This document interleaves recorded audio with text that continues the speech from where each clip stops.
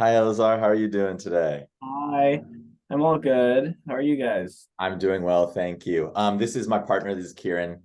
He's just Good. going to be in the background, making sure that in case my recording messes up, he's able to pick it up. Cool. Sounds good. Awesome, thank you. Um, yeah, so we can get started right away. I don't want to hold you for too long on your Halloween, but I'm yeah. pretty much done for the day, so no worries at That's all. awesome. Awesome. All right. So I'm just going to do a quick intro and then I think we can get right into it. And just Cool. a quick bio. So we're taking this class called Introduction to Foods, in which we're learning a lot about not only just the food science in terms of like flavors Hmm. and like food disease and the evolution of how food's been studied, but we've been taking some case studies in certain food organizations, certain people. For example, a few weeks ago, we had J. Kenji Lopez come in and talk to the class. Cool. Yeah, so part of that project or of this class is doing an interview with a food professional just to get a better understanding of the food industry and your specific experience with the food industry. Sounds good. Wonderful. With that being said, I'm just going to again do a quick intro of you and then get right into the questions. Great. Awesome. Thank you. All right. Today I'm interviewing Elazar Sontag, a James Beard Award nominated writer, cookbook author, and now restaurant editor at Bon Appetit. He leads Bon Appetit's annual Best New Restaurants package, which was recently nominated for 2 National Magazine Awards. Elazar, thank you so much for being here today. Happy to be here. Glad to be talking. Yeah, thank you. And just to get right into it, how did you first become interested in food and cooking in the food industry? Yeah, so I would say my um kind of my like career path into food media and like journalism specifically is maybe slightly unusual in that my interest really started not with writing but with cooking. I mean, I love to write, and obviously like that's, how I spend most of my days now, but um really like my primary interest, at least growing up, was in restaurants. And I come from a family that likes to cook, and is interested in food, but definitely not like a restaurant family or anything like that. But I've always been really, really interested in food and in cooking.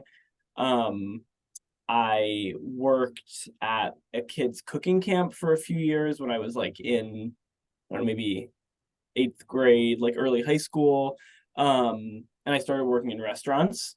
um and I really liked working in restaurants in a lot of ways. But I learned pretty quickly that one, they're just like very high stress places, and they always have been, and I think they probably always will be in some ways. And um I'm like a high stress person, and that was not in some ways like a perfect match for me. But part of what I was also kind of experiencing when I started working in restaurants in high school was that even the like really loving communal restaurants, like were not always the most queer friendly spaces.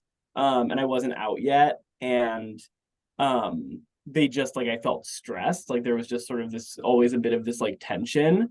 Um but I didn't exactly resent it. It just sort of made me sad, and I didn't entirely want to keep working in restaurants, but I did want to find a way to continue to feel like connected to the restaurant industry and sort of like talk about it. And writing to me felt like sort of the clearest way to do that. Um, and so the first really big project I did once I left restaurants was self-publishing a cookbook about home cooking in Oakland, which, I've read it back more recently, and it probably could have used a bit more editing and such, but like it was a really exciting way to sort of get into writing. And then from there I just started freelancing, and I was writing about restaurants and kind of like emerging queer food culture in the Bay Area. And that was a very long way of saying sort of where I started. No, of course, thank you. And talking about that cookbook, Flavors of Oakland, it's definitely in my household back I home. know. Um, God bless you.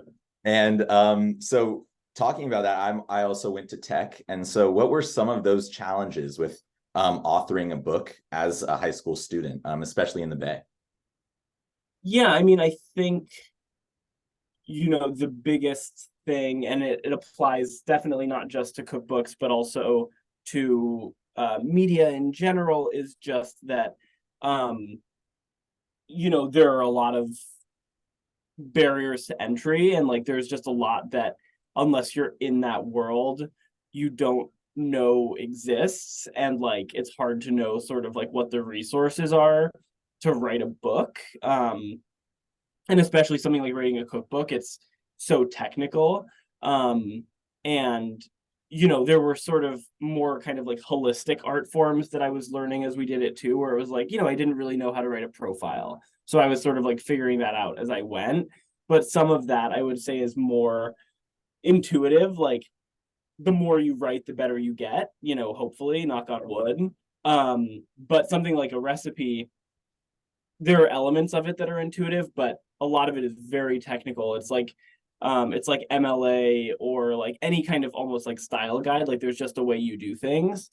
And so I would say the biggest challenge was actually just like teaching myself from almost like recipe user manuals, and like reading other cookbooks, like how to write a recipe. And I'm still terrible at it. I mean, I don't do it. It's like there's a reason I didn't become a cookbook author. It's very challenging. Yeah. And so talking about writing and kind of the challenges with that, and starting off in a kitchen and getting your first experiences in kitchens around the Bay. How has your knowledge of the operations of kitchens approached how you write about a restaurant? Yeah, I think that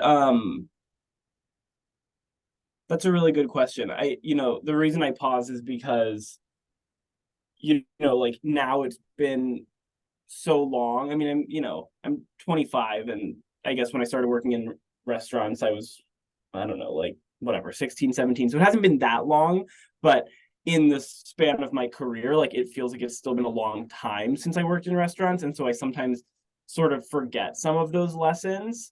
But I think it's a really good question, because that does feel like sort of like one of my strengths, like in this role, is that I have some understanding of like how the restaurant world operates, and like why chefs might make the sorts of decisions they make, or why like labor issues might sort of arise the way they do. And I don't know that there's like one super concrete way that working in restaurants like shapes my work, but I think that maybe the sort of big thing there is that, like, from working in restaurants, and because I like always wanted to work in restaurants, like I'm really interested in chefs, and like I'm interested in the stories of the people in the restaurants, like maybe more so even than like the sort of like about page of the restaurant itself. And I think that comes partly from being like inside of restaurants, and being curious about like who the different people are kind of within the organization.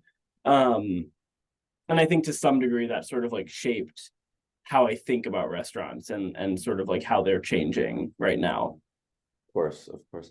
And kind of mixing that and touching back on what you had said about kind of back of house not being a complicated place to be queer. Do you feel that there is a strong cultural difference between front and back of house that exasperates this sentiment? And especially now as someone who writes and kind of has that knowledge, do you feel that there is that cultural difference? I think, I think it really depends on the restaurant. Like, of course, there are still, um, of course, there are still lots of restaurants that don't have a like kitchen environment that's conducive to, you know, a feeling of like safety or acceptance, or comfort or whatever it might be. But I do I do genuinely believe that like that's changing. Not necessarily like everywhere all at once, but that it is changing like in certain places, like in certain kitchens, and also like in certain cities, I think there's been some larger changes. And so, on one hand, yes, like there are definitely still places where it's you get the sense, and not even just like as like an editor or like a writer, but sometimes it's like you're sitting in the dining room and you're near the pass or like the kitchen, and you hear like a front of house employee talking to like a chef, and it's like you can tell they don't like each other. Do you know what I mean? Like sometimes you're just in a restaurant and you can tell that there's like this tension of like it's not great. And like I'm not saying that as an expert. I'm literally just saying that as like someone who goes to restaurants and loves them, of like, that still exists. Like I was like sitting at a bar last week and I got the impression that like that tension was there, and like the front of house and the back of house were like not friends.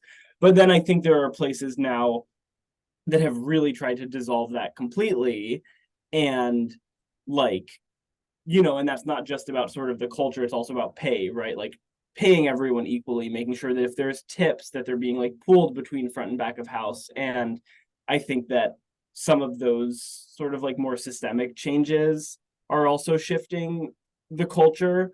There's something almost like old fashioned about this style of restaurant where like the front of house and the back of house like are pitted against each other, and it's like there's always sort of this war. And I don't work in restaurants anymore, so it's like I don't know how real that is, but I get the sense that like more restaurants are being intentional about trying to like either dissolve that or like start restaurants where that just like is a non-issue. Mm-hmm. Thank you.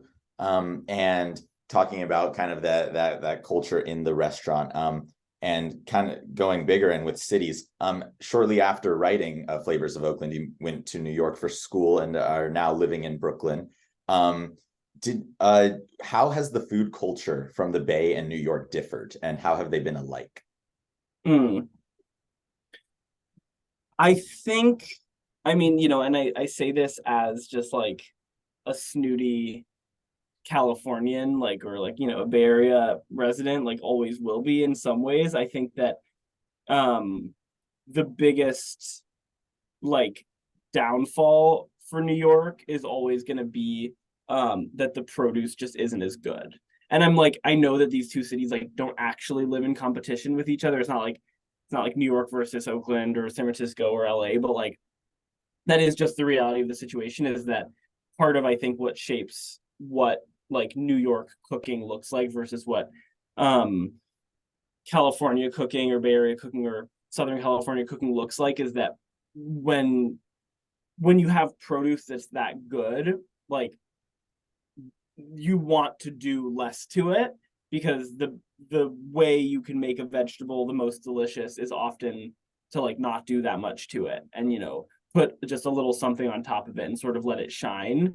And I think that when you think about like what is California cooking, I think that it's largely defined by a bunch of chefs realizing around the same time that like the best version of a vegetable or a fruit or even like a piece of meat was like in some ways sort of like the one that they left alone the most. And so that's what sort of I think allows California to shine, in addition to like a ton of creativity and people from all over the world living there, and obviously that shapes restaurant culture. I would say that New Yorkers are obsessed with like chef culture, and some of the best chefs in the world live here. And so what you miss out on in terms of produce, and like there's no debate there, like the produce here is just not good, or it's not as good, and it never will be, and like that's just how it is. Like it's cold here and things don't grow the same. But the chef culture is incredible, and people are still making really, really like truly astounding food.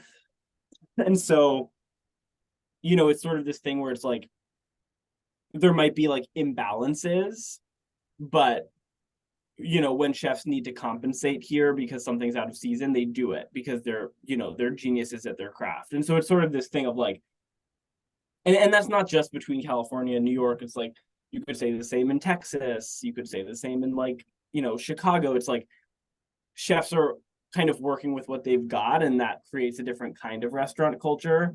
And so I would say like the restaurant culture in New York sometimes feels like almost more like, I don't know, complicated than the restaurant culture in California, but it's like the restaurant culture in California also can lean into simplicity in a different way. So it's like it all sort of balances out. You know, I don't think it's better or worse. It's just like it does feel pretty different. Mhm.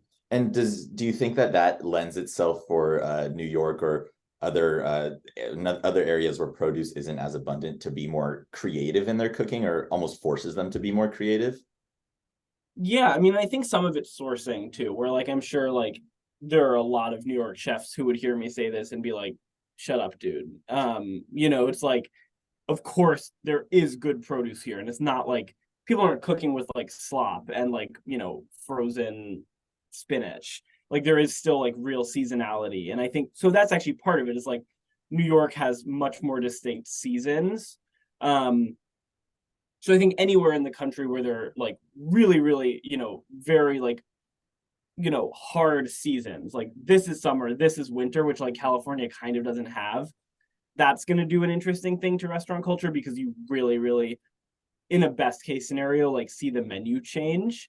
Um, but yeah, I mean, to answer your question more directly, like I do think that whether it's like a lack of produce or a lack of resources or like whatever the sort of constraints might be, like, you know, chefs like as creative individuals and like crafts people, um I think are just uniquely good at like making shit work.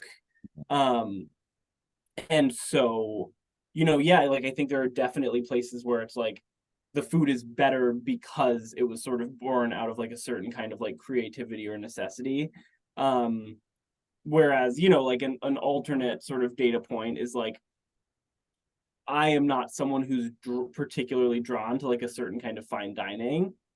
And there's a certain kind of restaurant where like you could source all of the best produce in the world and you could have your caviar and your lobster and your like rare fish flown across the world and whatever it might be. And like that food to me is just not necessarily that interesting. And so it's like obviously not entirely about sourcing. You know, it's like you Mhm. still have to have a point of view and you still have to like want to say something, Interesting, interesting. if Thank that you. makes any sense. No, yeah, totally. Yeah, that makes a lot of sense. And talking about us now shifting more towards your work as a writer, Yeah. how do you consider or when do you consider a new restaurant for review?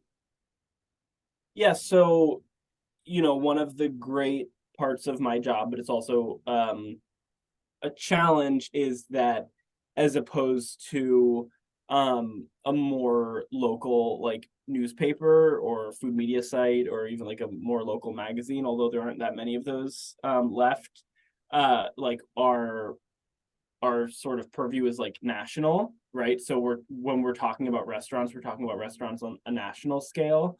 Um, and you know, I work with a really great team, and so I'm not doing any of this work on my own, but like the first step, especially when we're building out like our yearly like big best new restaurants list, which is sort of like, you know, it's the splashiest thing we do at BA.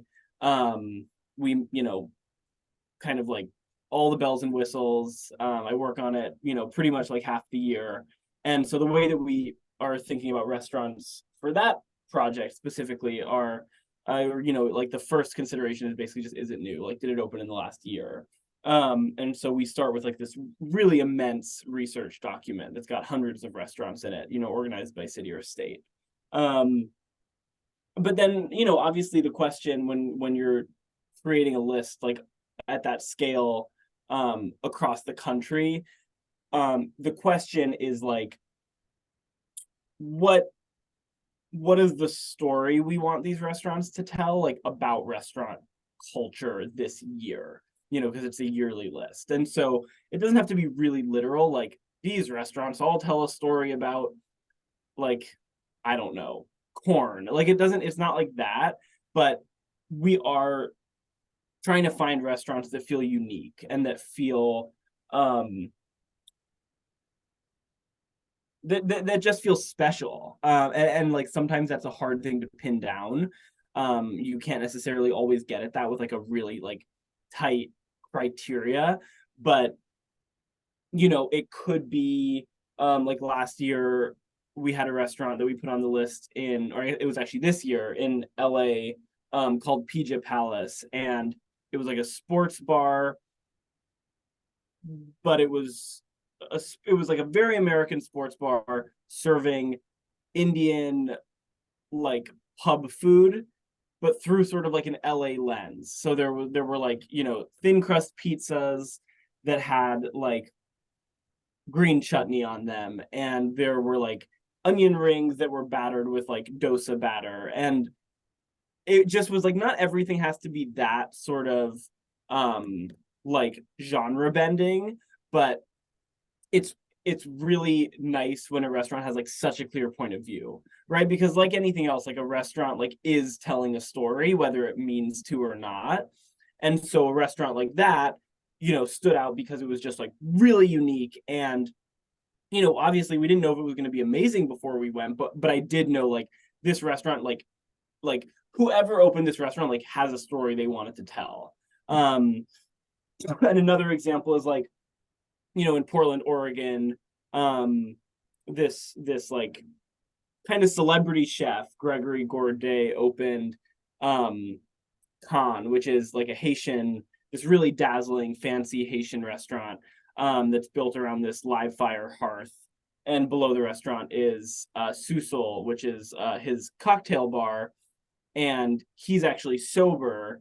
And so there's like this combination of like rum drinks, but then he also has all these like 0 ABV, like no alcohol drinks.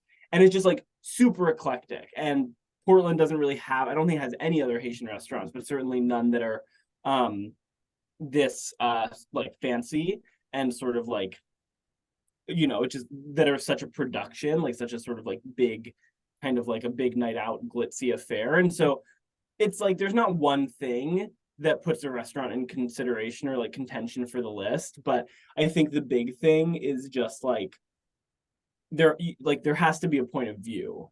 And I think it's the same thing as like, if you're writing an essay, it's like basically your thesis. Like a restaurant needs to have a thesis, and I don't think that a restaurant needs to like know necessarily what its thesis is. Like of course you can just be like, I just want to cook such and such food and that's what I'm going to do. But like I think whether you construct it or not, like your restaurant does have a thesis, and so it might as well be like a good one. Yeah. And talking about Pija Palace, a lot of the restaurants on the best new restaurants list this year were cultural fusion restaurants. And so for you, what have been some of the most unexpected and interesting ways you've seen the fusion of restaurant culture at a given restaurant? Yeah, I mean, Pija Palace obviously is like extremely on the nose, just because it was so sort of like explicit what they were doing, and it really didn't leave like much room for like misunderstanding. It was like, this is what we're doing, and like hate it or love it or get out. Like, this is basically it. I'm trying to think of other restaurants that did this in a way that was sort of surprising. I mean, it's also in LA. There's a restaurant called Kuya Lord, which is Filipino. And it's a bit of a more sort of like a subtle mixing of like influences and genres, but the chef grew up like cooking in California restaurants in LA, and so you get some of those sort of traditional Filipino dishes, but a lot of it is like really spun through the like kind of California lens. And like, that sounds kind of jargony, but it means that you like are getting a lot of kind of like fresh vegetable preparations that might be traditional to Filipino cooking, but they're being made with like California produce, and just like a kind of a more subtle mixing of genres. And like restaurants like this outside of the best new restaurant list like go back obviously a long time. I mean, it's now closed, but in New York there was Mission Chinese Food, which was the restaurant of a chef named Danny Bowen. And that was like, it was a Chinese restaurant that started in San Francisco, and it's had some California influence, and it was like super psychedelic. And so there was like, he had this real sort of attraction to like texture just always being in play. And so there was like a panna cotta, a set like pudding dessert that was on the menu forever that had pop rocks on top of it.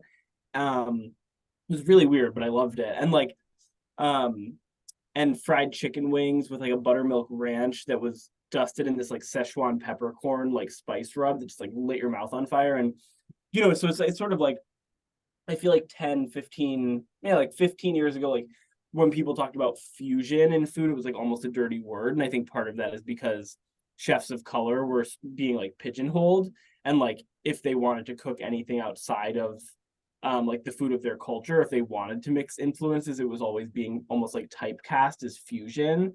And fusion was sort of viewed as like maybe even like lesser than, like it was sort of like dumbing things down. Whereas I think that now when chefs blend influences, like, it's some of the most interesting food that's being cooked. And like maybe they push back against it being called fusion, and that's like not how they describe it, but that however it's being described, like chefs are mixing influences, whether that's from different time periods or different countries or whatever it might be. And I do think that like that has made restaurant culture much more interesting across the board. Yeah. And with that, the mixing of cultures and foods, and a big part of your job being traveling. Just what's a city that I wouldn't expect to have a great food culture that you feel really does? See, you're putting me in a bad position because no matter what city I answer, someone there will be like, what do you mean you wouldn't expect us to have a great food culture? But I would say the places, how I'll put it is that there are many places I hadn't traveled before I had this job. And so it's not necessarily that I wouldn't have expected certain cities to have great food culture, but I just like didn't really know shit about them. I think that Portland, Oregon, like in some ways it's expected because it's like sort of always been seen as this like hippie-ish Portlandia, like super like spoofed city where like everything is organic. And but I think that like I had sort of an oversimplified idea of what it was going to be like in my head, and I just like I wasn't sure how interesting the food was going to be. And I think it was just like pretty surprising across the board. Like pretty much every meal I had was super delicious and interesting. I have eaten a lot of really good food in Texas, and that's another place where it's like, yes, I know obviously there was good food in Texas. Like I understand that. It's just I hadn't spent any time in Texas. And so I ate some like incredible food in Austin, and some good food in Houston. I'm trying to think of like one food city that I mean I had one of my truly like my best meals of ever in Asheville. There's a little sort of like not quite fine dining, but like a chef's counter, like tiny little Filipino restaurant outside of town in Asheville called Neng Juniors, run by just this like really visionary trans couple that's sort of like flipping, I don't want to say flipping Filipino food on its head, because there is also some like real like tradition sort of embedded in it, but it's just really, they're just sort of like reimagining everything through their own eyes. And so that wasn't exactly like a food city that surprised me, but I was surprised to like experience that restaurant there. But I mean, there with like a few exceptions, like there really is good food everywhere. Some cities have more, of course, and like that just has to do with like the cost of living and who has moved there and all of that. But yeah, sorry, that was like a very diplomatic way to answer that question. I appreciate it. I appreciate it. And as someone from the Bay and who's always preaching that the Bay has the best food in the world, where are you putting the Bay in comparison, especially to New York, now that you've spent quite a bit of time there? Yeah, I mean, I think that the Bay Area will always have some of the best food in the world, just period. I wrote a piece about this maybe I don't know, 5 months ago that I'm sure many people in the Bay Area were not happy to read, but basically just saying that like restaurant culture in San Francisco especially has sort of hit a wall. And I didn't write that piece like to be, you know, criticizing chefs or like placing blame on anyone other than the like economic forces and some of the city planning that I think made that sort of those conditions possible. But so I think that's sort of my asterisk is like the Bay Area has some of the best food like just anywhere and some of the most creative chefs, but it's gotten so hard to run a business in the Bay that I think like we're not getting the volume of interesting restaurants that we did pre-pandemic. I mean, just the pandemic in the Bay was so brutal for restaurants, and I think that a lot of places never recovered from that. But I will say I'm like we're already sort of building out our list of restaurants to like start the travel and scouting process for like next year's list. And the Bay Area is looking like really good this year. So, it's like it always happens in waves. And like, frankly, I didn't think New York had a super interesting year for restaurants last year. And like that just happens. Like maybe the prices are too high, maybe it's too hard to find, people who want to work, like whatever it might be. And so it like every city's food, restaurant culture specifically like comes in waves. But I mean, the Bay Area is like always going to be in the top 5, and sometimes it's in the top 2, and sometimes it's closer to 5. Mm-hmm. Yeah, thank you. And just to wrap up, no spoilers, but if I'm going back to the Bay for Thanksgiving, and what is it? What an up and coming restaurant in the Bay that you think that I and others should check out? Yeah, I mean, there's like a whole slew of new restaurants that like I haven't been able to touch yet. Like I just haven't been home. I'm trying to think of like what my absolute must hits are. One that I haven't been to, but I'm really, really curious about is in Walnut Creek, actually, where I admit I like probably haven't gone in I don't know how long. But it's called it's called Sandai. And it's a Malaysian restaurant, or Indonesian. And the chef used to run a like fried chicken spot in West Oakland like forever ago that closed, called Dripline. And I think it was Malaysian. It's been so long since I was there, but like I loved that place. Like I was totally obsessed. Like best coffee. I think she did like a nasi lemak that was amazing. Like it was just the food was just crazy. And I've been sort of like waiting to see where she like popped up because it's been so long since that place closed, and now she's cooking at this place Sandai in Walnut Creek. And so I'm very curious about that. The truth is like when I go back to the Bay, I often just go back to favorites because it's like the one time where I'm kind of home, you know.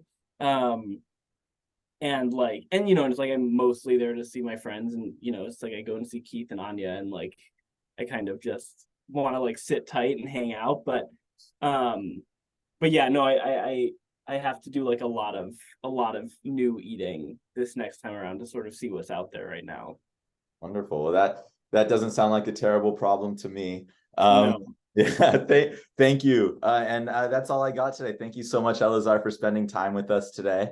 Really shedding a light on food culture, on writing, and what goes into that. And yeah, thank you so much for spending time with us today.